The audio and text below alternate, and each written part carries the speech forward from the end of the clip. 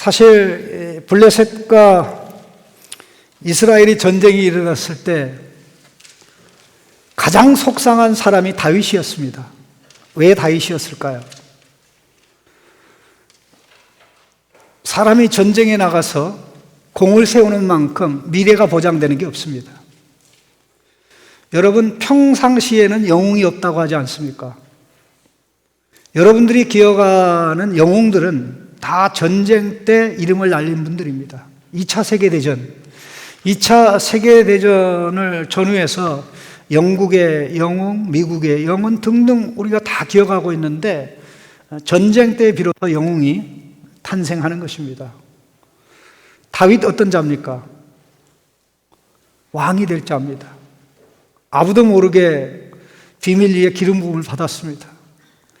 그 이후에 다윗에게 성령님이 임해서 계속해서 이제 왕과 또 아버지의 양을 왔다 갔다 하면서 파타임으로 양을 치고 낮에는 양을 치고 밤에는 또 왕궁에 가서 사울왕을 섬기는 그야말로 참 어린 나이지만 그 당시는 아마 20세가 안 됐을 것입니다. 아주 어린 나이지만 정말 바쁘게 인생을 살아갔는데 사울왕의 인정과 사랑을 받아서 그는 사울왕의 무기를 운반하는 자가 되었습니다. 그럼 무기를 운반하는 자가 되었으면 전쟁이 일어났으니까 사울왕이 가는 곳에 다윗도 가게 돼 있죠.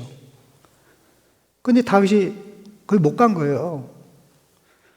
못 간 게 아니라 가고 싶은데 왕이 안 데리고 간 거예요. 물론 이해가 되죠. 왜냐하면 사울왕이 제정신이 아니잖아요. 오락가락 오락가락 오락가락. 제정신으로 그랬는지 정신이 나가서 그랬는지 잘 모르죠.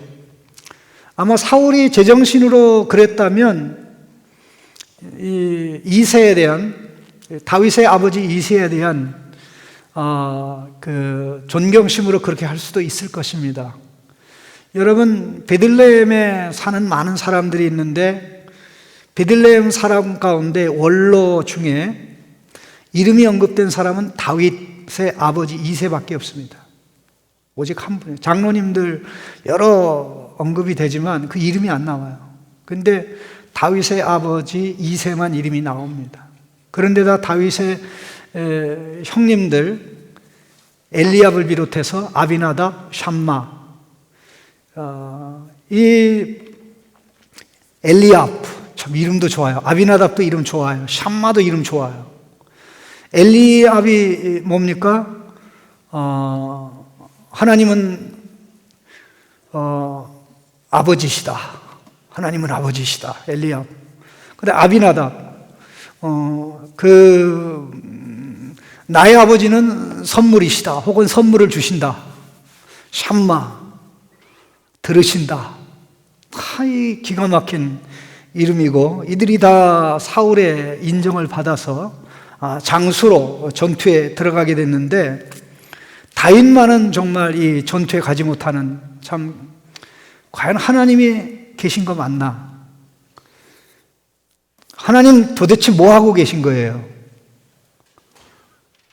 바로 이 전투에 다윗이 나가지 않으면 누가 나갑니까? 그런데요, 하나님은 이 전투를 다윗을 위해 준비하신 것입니다. 이 전투는 다윗을 이스라엘 백성에게 소개하는 그야말로 하나님의 기가 막힌 무대입니다. 특별히 오늘 이 본문 말씀은 여러분들 사무엘 17장을 보면 몇 절까지 되어 있죠? 짧지 않다, 되게 길다, 길고 길어서 몇 절까지 있어요? 와, 58절까지 있어요. 왜 이렇게 깁니까? 교회에서 퀴즈 할 때마다 신학교 시험에 반드시 나오는 이 퀴즈인데, 성경에서 가장 긴 장은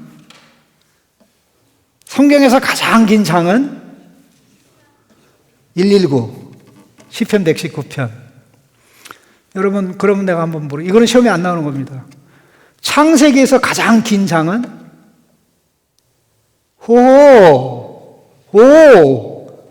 몰라. 창세기 24장이라고 제가 그랬잖아요. 창세기 1장, 2장을 합친 것보다 더 길다고. 아브라함이 며느리를 구하는 그 상세한 내용이 다 기록되어 있다. 가문의 운명이 바뀌려면 며느리를 잘 얻어야 된다. 그냥 갔다가 낚아채면 되는 게 아니라 참 하나님이 간섭하시고 주장하셔서, 사실 리브가와 같은 그런, 이삭보다도 사실 믿음이 좋았죠, 결과적으로는. 그러니까 이삭이 원하는 대로 됐으면 누가 장자가 됩니까? 에서가 장자가 되고 말잖아요.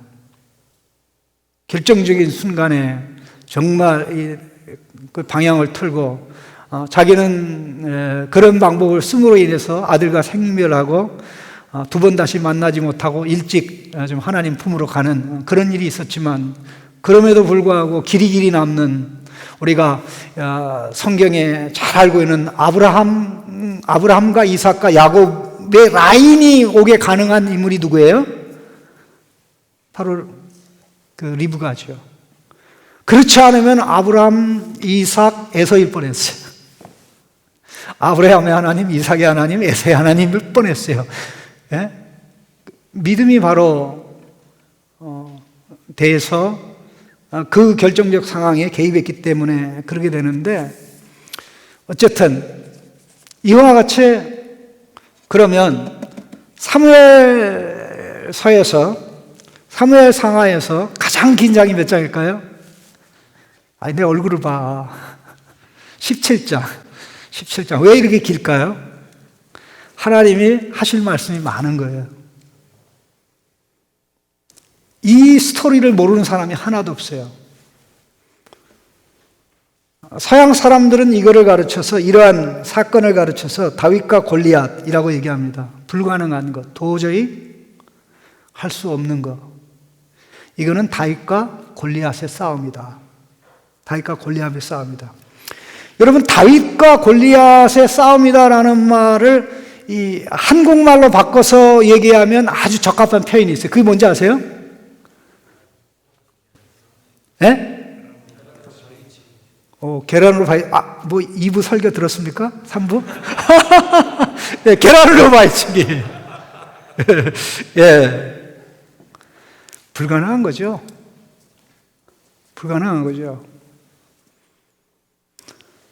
근데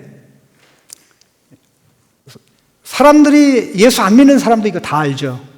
정치인들 특별히. 이번 선거는 그야말로 다윗과 골리앗이야. 그러면서 쭉 나가는데, 저도 이 내용을 잘 안다고 생각했었어요.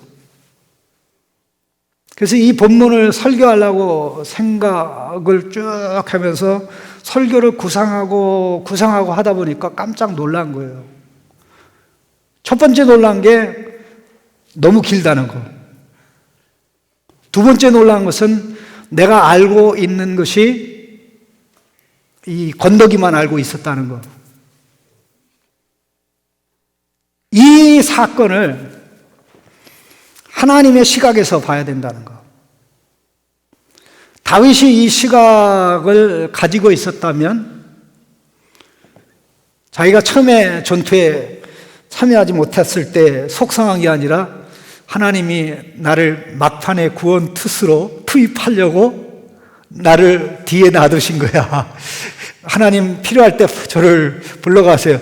이런 생각과 마음을 가졌다면, 이런 의식이 있었다면, 하나님이 하시는 것을 꿰뚫어 볼 수 있었다면 다윗은 낙심하지 않았겠죠. 하나님의 눈이 있었다면. 하나님의 눈을 가지고 반응하는 게 이 믿음입니다. 꼭 기억하시기 바랍니다. 항상 우리의 현실과 하나님의 약속은 괴리가 큽니다. 하나님의 약속과 현실은 괴리감이 너무 큽니다. 다윗이 왕이 된다고 해서 기분 좋고 그렇게 했는데 기약이 없는 거예요. 근데 현실은 자기가 왕이 되는 쪽으로 가는 것 같지가 않아요.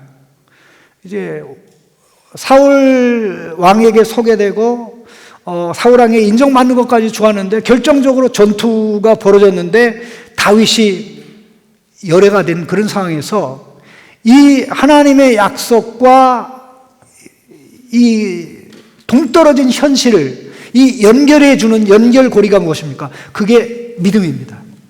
하나님의 눈으로 보는 거예요. 하나님의 눈으로 보면 현실도 내게 주어진 현실이 하나님의 오밀조밀한 섭리 가운데 하나하나 약속 성취를 위해서 진행되어 가고 있다는 것을 볼 수 있기 때문에 여유가 생깁니다. 여유가 생깁니다. 불안해하지 않고 초조해하지 않고 나갈 수가 있습니다. 자, 하나님이 어떻게 이러한 놀라운 드라마를 준비하셨는가를 좀 생각해 봤으면 좋겠습니다. 일단은 제가 이미 말씀드렸습니다. 다윗이 전쟁터에 처음에 나가지 않은 것은 다윗에게는 속상한 일이지만 하나님의 계획 가운데는 나중에 결정적 순간에 다윗을 구원투수로 투입하시고자 하는 하나님의 은밀한 계획이 있었다. 두 번째, 이 전투를 보면 이상한 것이 한두 가지가 아닙니다. 첫 번째 내용은, 이상한 내용은 블레셋이 싸우러 나왔는데 블레셋이 진을 칩니다. 전투 대열을 갖추고 이에 맞서서 사울 왕이 전투 대열을 갖추는데 이게 그 가운데 작은 분지 엘라 골짜기가 있습니다. 엘라 골짜기. 그 서로 이제 마주보고 이제 이렇게 진을 치고 이제 기회를 노리고 있었는데 여러분 성경의 어느 기록을 봐도 실제적인 싸우지 않고 이렇게 40일이라는 기간 동안 계속 기회만 엿보고 있었던 전투가 단 한 번도 없습니다. 한 번도 없어요. 그런 게 없어요.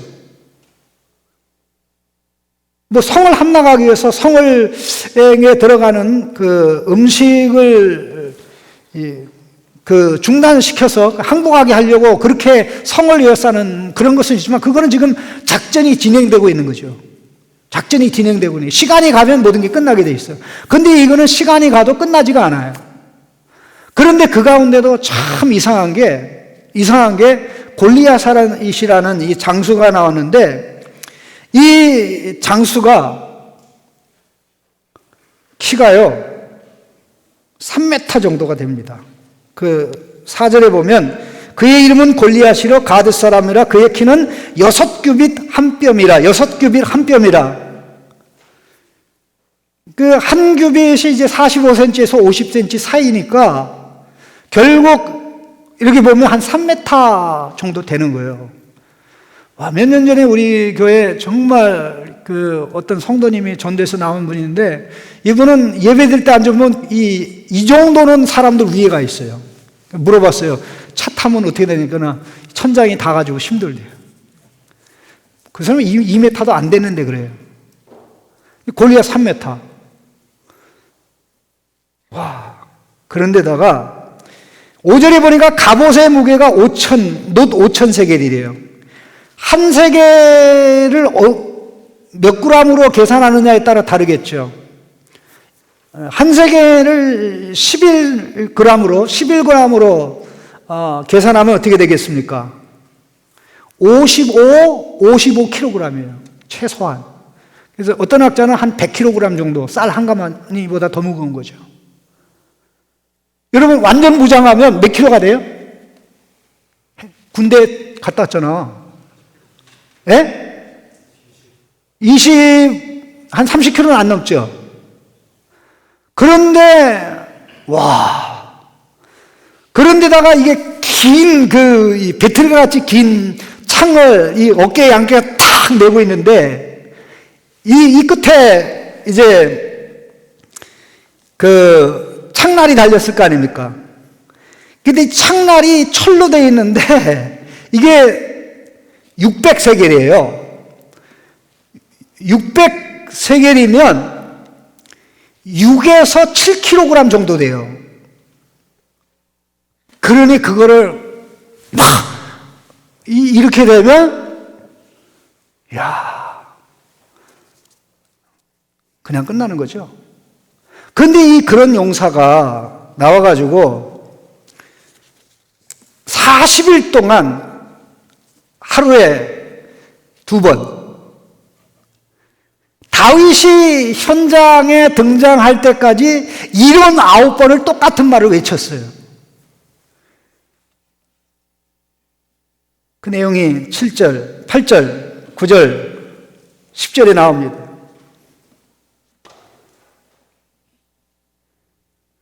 너희가 어찌하여 나와서 전야를 벌였느냐? 나는 블레셋 사람이 아니냐? 너희는 사울의 신복들이 아니냐? 한 사람을 택하여 내게로 보내라.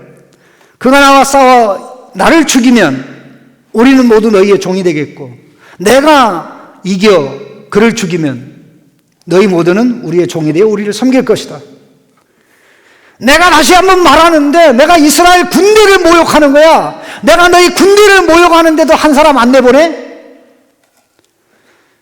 야, 하루에 2번 79번을 외친 거 있죠.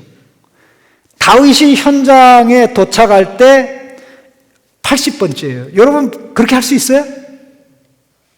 그렇게 할 수 있어요? 3번 정도 하면 저네들 의지가 없구나, 밀어버려. 그렇게 되는 거죠.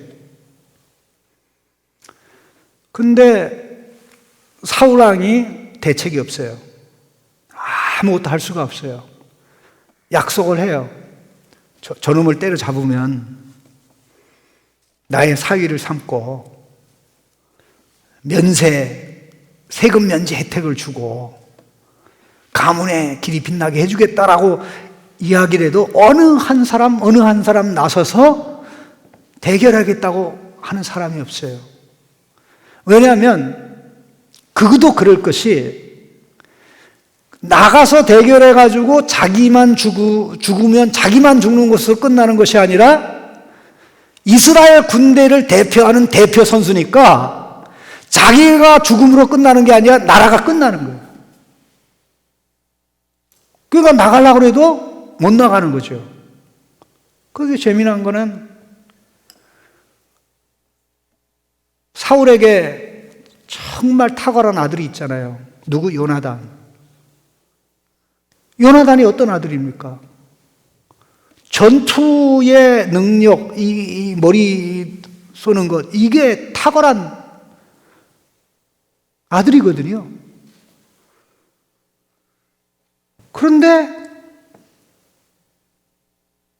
현장에 안 보여요. 물론 요나단이 나간다고 그랬을 때 사울이 말렸겠죠. 임마 너나 개죽음 당하러 끝나는 거야? 그러면 이 나라가 끝이 나. 그럴 수도 있겠죠. 그건 아무 흔적도 없습니다. 자, 그러면 질문합니다. 그럼 원래부터 사울이라는 인물은 이렇게 무능했을까요? 겁대가리고 겁쟁이고 전투 능력도 없고? 그게 아니었습니다. 그게 아니었습니다. 지금까지 이 전투가 있기 전까지는 사울이 블레셋과 함께 여러 차례 싸웠는데 단 한 번도 진 적이 없어요. 단 한 번도 진 적이 없어요. 그래서 여러분들이 성경을 볼 때요, 그거 하나만 보는 게 아니라 전체를 봐야 이게 정확하게 그림이 그려지는 거예요. 그 성경의 스토리 속에, 내러티브 안에 들어가서 그 흐름에 비추어서 이거 본문 사건을 딱 보면 이거 너무 이상해. 너무 이상해.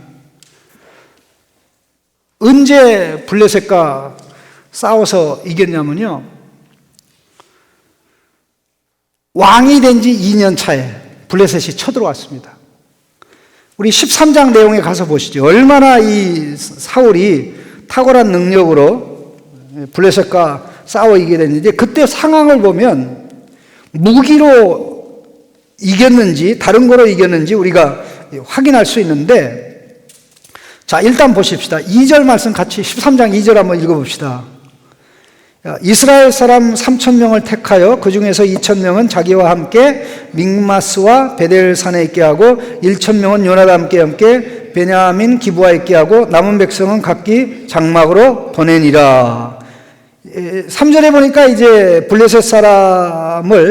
블레셋의 수비대를 이제 요나단이 치는 게 나옵니다. 자, 사울에게 있는 군사가 몇 명이에요? 2,000명, 그 다음에 요나단에게 있는 1,000명, 여기서 다 합쳐야 3,000명이죠.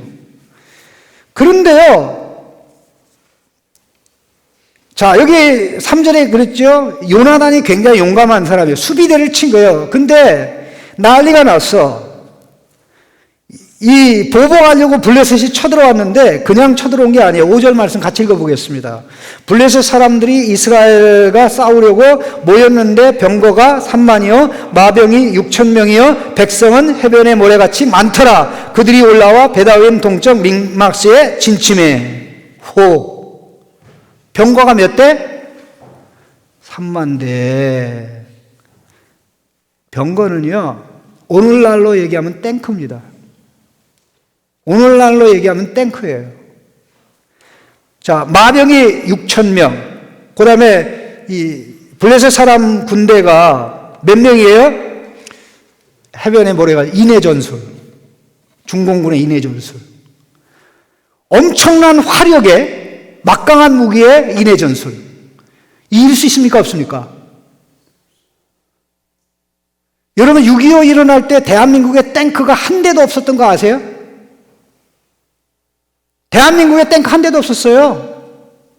북한군이 저 강원도 일대로 이 탱크를 밀고 내려왔는데 그 탱크 숫자가 100대가 넘질 않아요.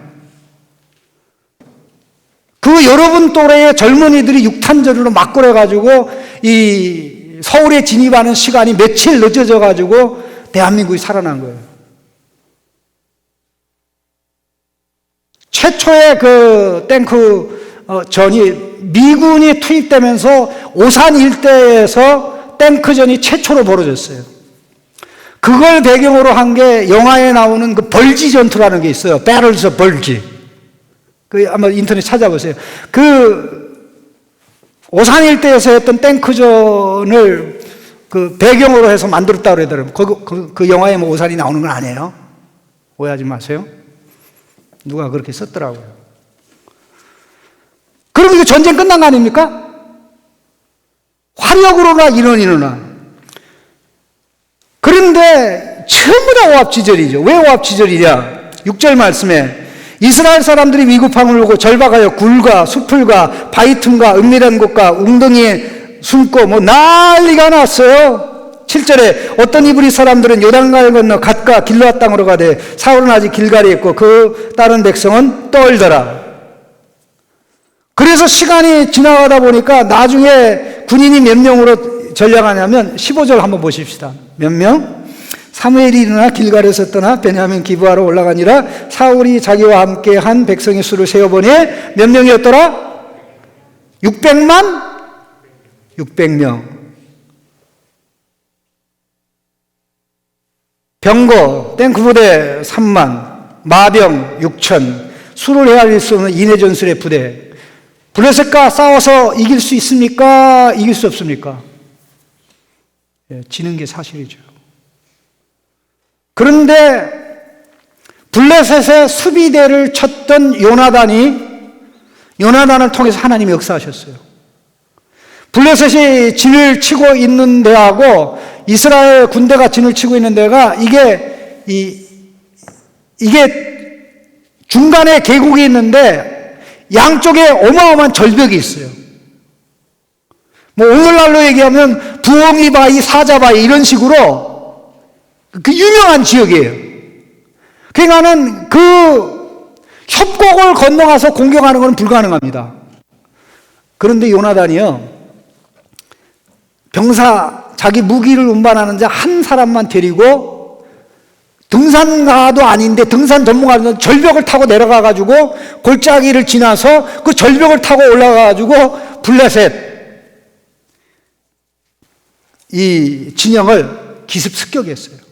그래야 블레셋 군대가 그냥 이 혼비백산해가지고 막 이리저리 도망가는데 사울의 진영에서 보니까 이게 무슨 일이야. 블레셋 군대가 난리가 나서 나중에 확인해 보니까 요나단이 거기 가서 기습 공격했다네. 그래서 이제 뭐 나팔을 부고 그래가지고 블레셋을 완전히 초토해 버렸어요.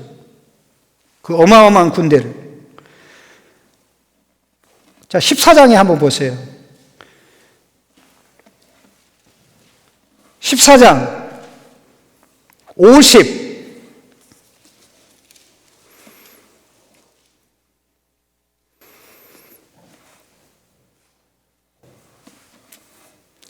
46절 먼저 보겠습니다. 뭐라고 되어 있습니까? 사울이 블레셋 사람을 추격하기를 그치고 올라가며 블레셋 사람들이 자기 곳으로 돌아가니라. 자, 47절 사울이 이스라엘 왕위에 오른 후에 사방에 있는 모든 대적 곧 모압과 암몬 자손과 에돔과 소바의 왕들과 블레셋 사람들을 쳤는데 향하는 곳마다 졌습니까? 이겼습니까? 이겼죠. 용감하게 아말렉 사람을 치고 이스라엘을 그 탈락하는 자들의 손에서 건졌더라. 52절 사울이 사는 날 동안에 블레셋 사람과 큰 싸움이 있었으므로 사울이 힘센 사람이나 용감한 사람을 보면 그들을 불러 모았더라. 자, 사울이 블레셋과 싸워서 진 적 있습니까? 없습니까? 진 적 없어요. 어마어마한 그 타입. 근데 어떻게 이겼습니까? 하나님이 함께해서. 하나님의 영이 왕으로 기름 부음 받은 사울에게 임해서 무기로 이긴 게 아니고 전략으로 이긴 게 아니고 하나님의 역사하심으로 이긴 거죠. 그러면 이러한 승리의 통밥에 비추어 보면 블레셋 군대가 이번에 쳐들어왔을 때 이번에 쳐들어온 블레셋 군대는 세 발의 피입니까? 아닙니까? 세 발의 피예요. 우리 조그만 걸 얘기할 때 세 발의 피라고 얘기하잖아요. 근데 오늘 아침에 그런 생각이 들이 이 말을 할 생각을 하니까 세 발에 피 묻은 걸 내가 본 적이 있나 보니까 본 적이 없어요. 여러분 본 적 있어요? 세 발에 피 묻은 거?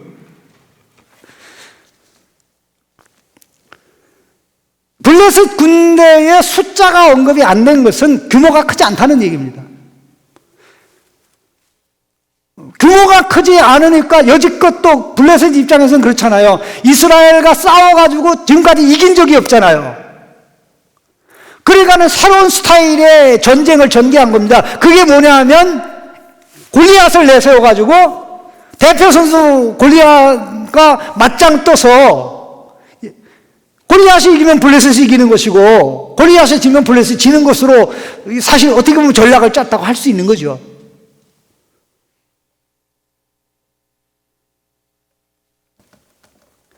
이게 우연일까요? 하나님은 작은 일도 지배하시고 큰 일도 지배하시고 보이는 일도 조절하시고 보이지 않는 일도 조절하시고 여러분 믿으십니까? 이걸 믿는 게 신앙이에요. 이걸 믿음의 눈으로 보는 게 신앙입니다. 보고 반응해서 나갈 때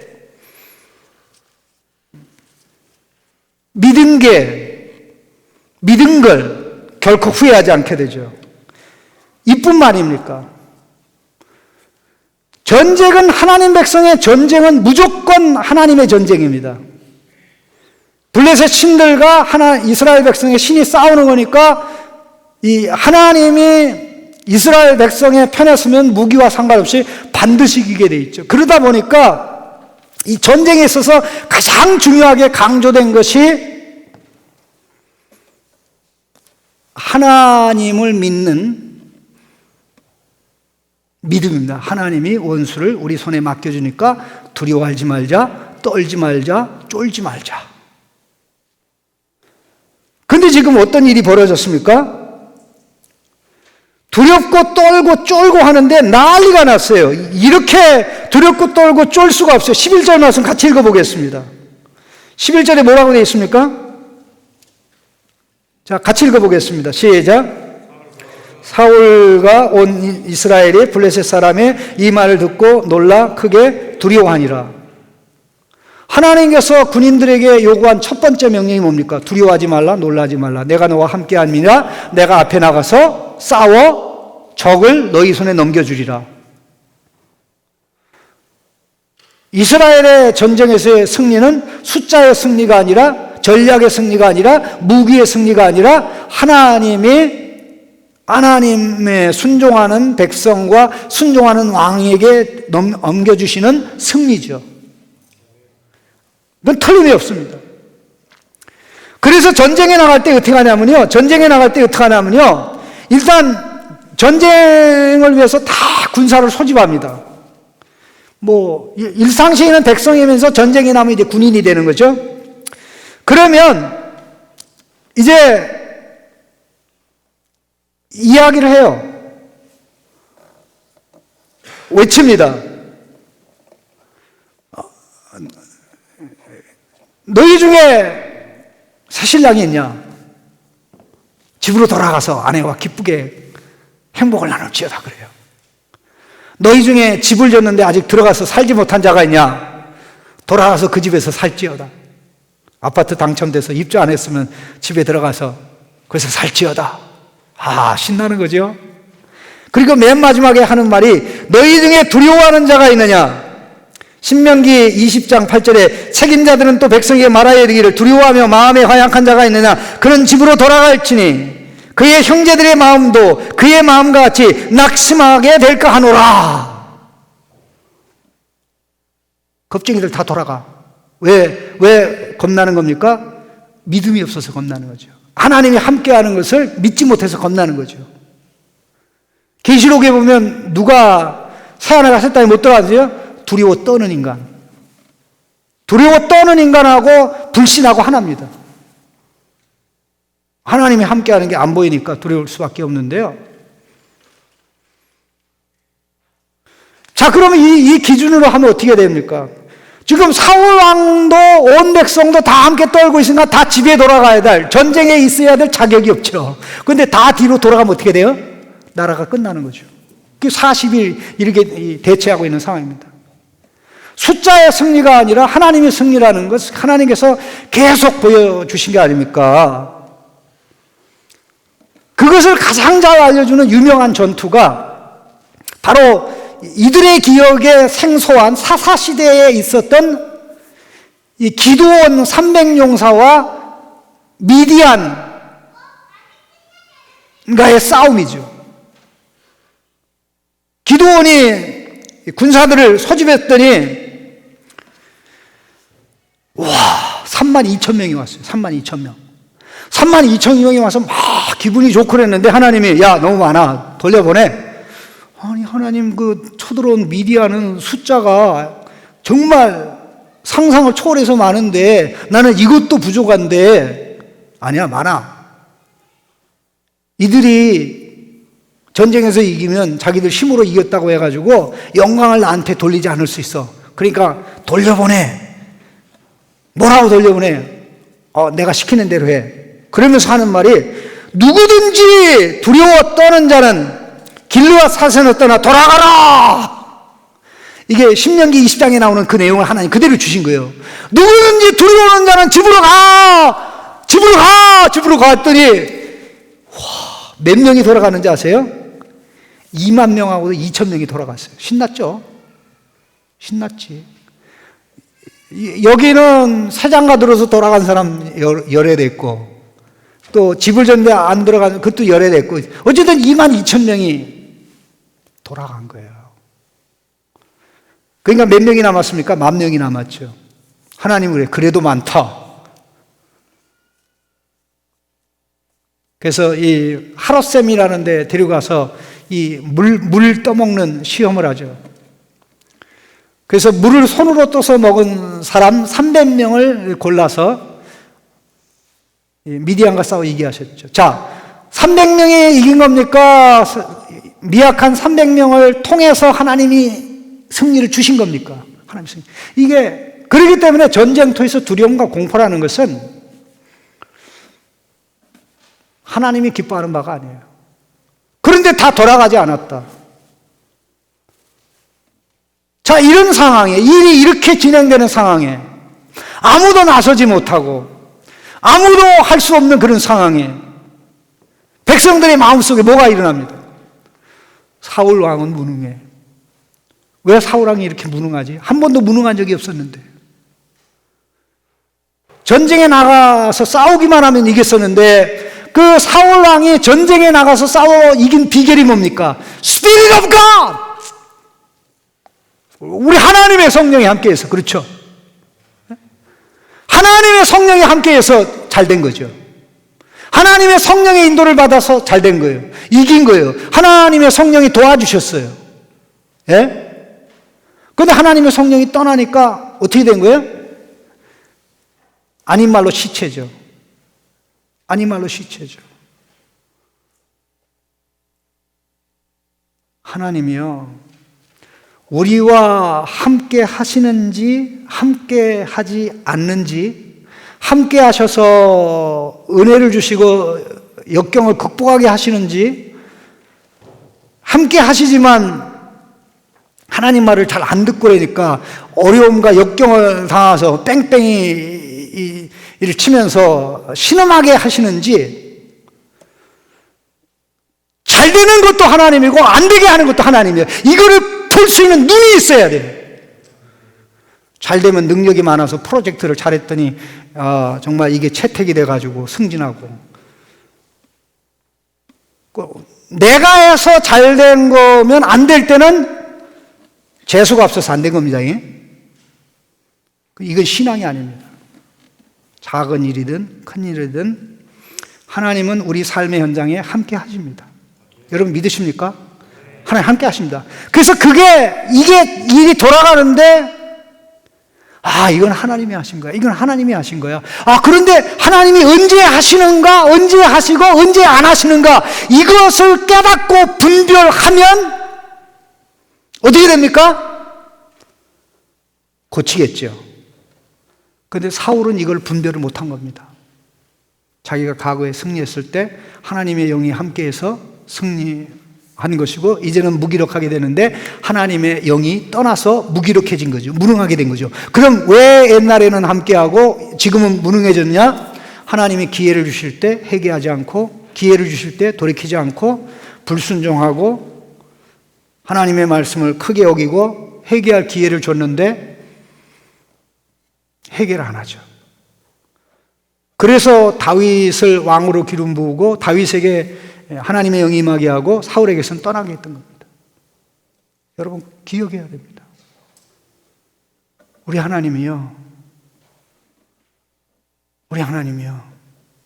우리가 하나님의 말씀과 성령에 이끌려 살아갈 때 길을 내십니다.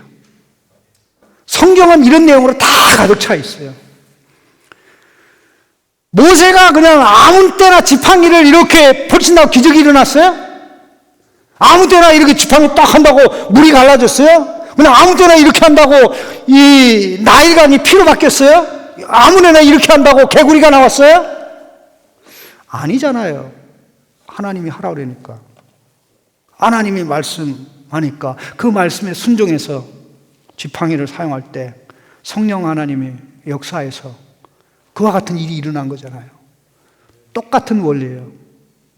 사울이 부족하지만 사무엘로부터 명령을 받고 움직일 때 부족하지만 하나님은 하나님 백성이 불쌍해서 또 사울왕의 체면을 위해서 그래도 승리하게 하셨어요. 그런데 결정적으로 계속 삐까닥 잘못된 방향으로 갈 때 회개를 그렇게 종용하고 돌이키기를 원했지만 회개 안 하고 그가 요구한 게 뭡니까? 사무엘의 바지가랭이를 잡으면서 옷이 찢어졌죠. 사무엘 선지자요, 그러시면 안 됩니다. 백성들이 나를 보는데 나한테 이렇게 개망신 주면 됩니까? 나를 백성에게 높여서 선지자께서 저와 함께 하나님께 예배하는 모습을 보여주세요. 회개 대신 예배를 택했습니다. 회개 없는 예배는요, 우상숭배하고 똑같습니다. 회개 없는 예배는요, 자기 합리화입니다. 그리고 나서 하나님이 버린 거예요. 이제 당장 왕위를 폐위시킬 수 있지만 그러다가 어린애가 왕이 돼야 되는 상황이 발생하기 때문에 다윗을 훈련시키고 다윗을 준비시키기 위해서 하나님이 시간을 끌었던 겁니다. 자, 한번 물어봅시다. 사울에게서 성령이 떠났던 것처럼 오늘도 우리에게서 성령이 떠날 수 있을까요? 없을까요?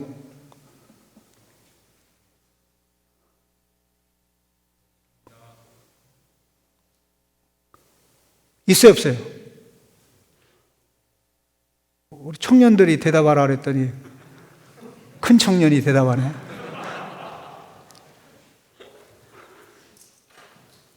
우리에게 임한 성령님은 예수님의 십자가 부활의 공로로 우리에게 주신 구원의 선물이기 때문에 우리에게 임한 성령님 떠나지 않습니다. 떠나지 않아요. 떠나지 않아요. 구약에는 왕에게만, 선지자 제사장에만 성령이 주어졌다가 또 임무 삐까닥하면 또 하나님이 그냥 철회시켜요. 거둬가셔요. 그냥 오늘 우리에게는 성령님이 떠나질 않습니다. 근데 성령님이 탄식하죠. 성령님이 근심하죠. 말로 다 할 수 없이 통곡하죠. 우리가 하나님의 말씀에 반응해서 깨어질 때 소망이 있습니다. 말씀이 내 마음을 우벼 팔 때, 송곳처럼 찌를 때 엎드려져서 나를 새롭게 빚어주십시오. 말씀과 성령의 인도 따라 가겠습니다. 이렇게 살아가는 훈련을 하나님이 우리에게 시킵니다. 다윗은 일상의 생활을 그렇게 준비하며 살았습니다. 아직 이 무대에 등장하지 않았지만 다윗이 무대에 등장하게 될 때 모든 상황이 다 바뀌잖아요.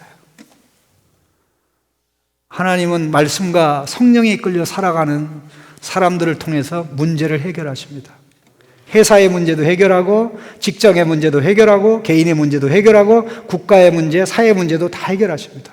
하나님은 그런 사람을 지금도 찾고 계십니다. 그런 사람을 통해서 하나님의 나라를 이루어 가십니다. 여러분 무슨 결단하겠습니까? 너무 낙심하지 마세요. 원하는 대로 안 된다고. 뭐 속된 말로 하나님 뭐하고 자빠져 있냐고.